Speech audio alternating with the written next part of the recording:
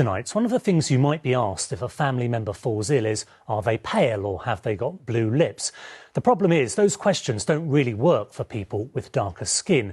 It's just one of the many examples where medical care works against people from different backgrounds. And it's taken a student doctor training at St George's in Tooting to do something about it.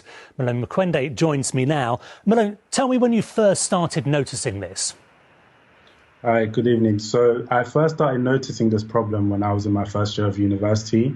So often we would get taught signs and symptoms on white skin, and I knew that this wouldn't entirely translate to be the same way in my type of skin. So would you be looking at, I don't know, textbooks and other resources, but not seeing the different kinds of skins that you'll be encountering working in South London? No, so often the textbooks that we use as reference, they always show the symptoms on white skin. And this is from textbooks to online resources. So it almost feels as if this information doesn't exist. So let's go through a specific example. This is Kawasaki disease that we're looking at. Talk us through what we're seeing. So on the right side, we can see that it is clear to see that it presents as red, but on the left side, it's much harder to spot. So, of course, there's differences in the way these two patients will present. And if a patient came in, although they have the same symptoms, the one on the left may be harder to see. And then this will lead to the patient having fatal consequences, such as even dying. Gosh, so really incredible outcomes, just depending on what students are being taught.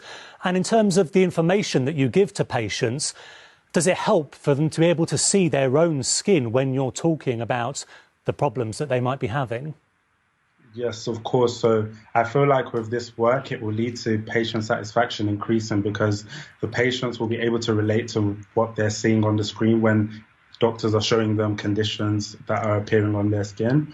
It will also help them to have confidence in the medical professionals that they're seeing because they know that they also know about what's going on with them. So you're leading the change, Malone. Take us through this handbook that you've been helping work on.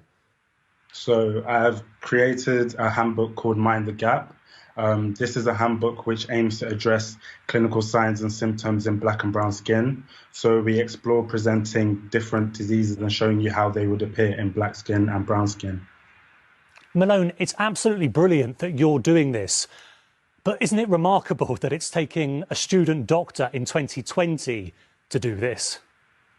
Yes, I feel like with everything that's going on in the world at the moment, with things such as the COVID-19 pandemic, it's allowed the world to wake up and see some of the cracks that are there in the system at the moment. So now that we're aware of the problem, I think it's imperative that we solve the problem now before we continue to see unfortunate situations like what happened in COVID with patients of a BAME background being more likely to die. Malone, brilliant work you're doing. Thank you so much for telling us about it. Malone Mukwende there.